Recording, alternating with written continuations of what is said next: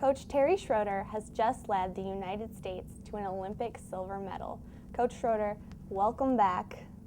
Congratulations on such an honor. Thank you.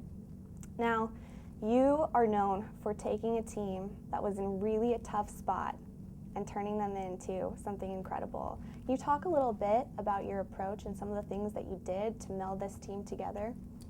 Yeah, we did some fun things. When I first took over the team, one of the things that I looked at was, what are our strengths and what are our weaknesses? And strength-wise, we definitely have some great players. We had some great pieces, but those pieces need to come together as a team. And I felt like in so many ways these guys had been through a lot. They'd had 3 coaches in 3 years, and we were almost like a dysfunctional family.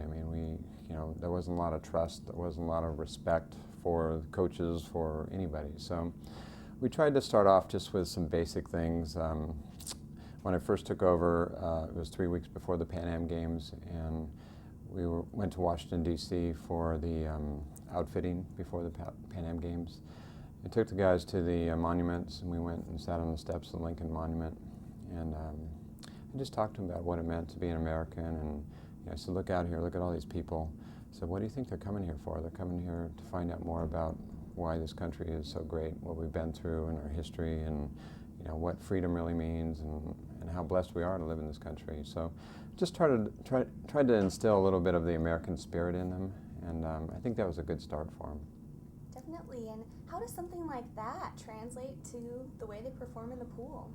Well, I think that was just a starting point. I think that so many of our guys now, they go and they play professionally in Europe, so they've kind of gotten out of touch with really what it meant to be on a United States team, to represent the United States of America. So that was really the first thing I felt like we had to do, is kind of instill some patriotism in them, to make them feel proud to be Americans, proud to be on a United States team. And then we did some other things. When we got together again in December, we went through a little bit of a Navy SEALs training program. And all the guys kind of came out of that. We spent about 5 hours with this drill sergeant, and wow. He took us through the ringer. I thought about doing it, and then last minute I pulled out. I'm glad I pulled out, because it was brutal. We were there in December, and the water was like 52 degrees, and these guys were in and out of the water. They were doing push-ups and barrel pulls and all kinds of things, for 5 hours. And all the guys after that said that was one of the best team-building things we ever did. This guy tried to make them quit, basically. And so the guys said it was a great team-building thing, but they'd never want to do that again. But on our debriefing, they came out of there, and the captain asked them what they had learned, and they said, we learned 2 things. We learned we need to stick together, and we learned we need to pay attention to detail.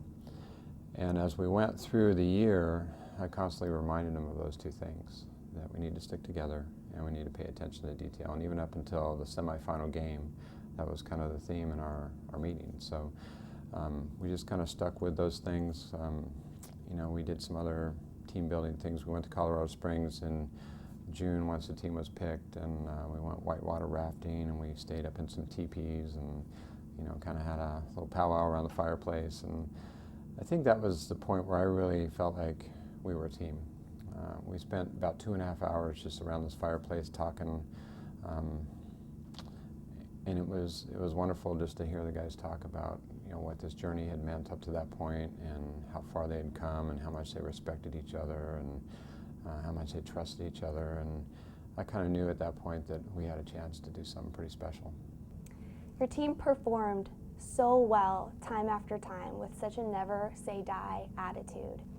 Is there an aspect of that that makes you most proud? To go into an event like that and to be able to perform at your best on the world's largest stage under all that pressure is really incredible. And it really is a testament to what a team can do when they stick together, when they play for each other. And I think that's what I'm most proud of, is that they really were a team, they were a family, and no one was going to break them apart, and they were going to fight for each other, and they were going to win for each other. And that was the greatest part about coaching that team.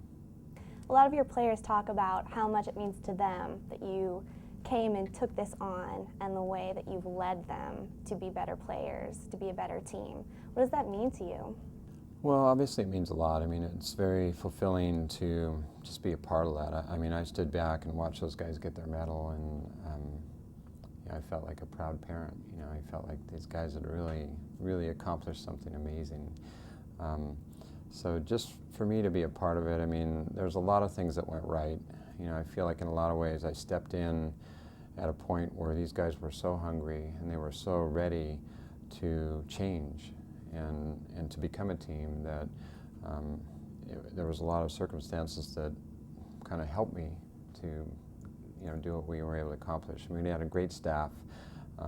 All the pieces were right. It just kind of fell together. So it wasn't all me, for sure. It was a lot of things that came together at the right time, and like I said, I'm just happy to be a part of it. A lot of young water polo players here at Pepperdine have Olympic dreams of their own. What kind of advice or wisdom would you offer those young kids? I would say go for it. That's where it started with me. I was about 8 years old when I first saw the Olympics on TV, and I told my dad at that point that that's something I wanted to do, because the Olympics meant being the best that you could be. And there's no greater feeling than to go to the Olympic Games and to be a part of it and participate and see athletes from all over the world who have those same dreams going for it too. So, that's where it starts. It starts with that dream, and don't let people tell you you can't make it.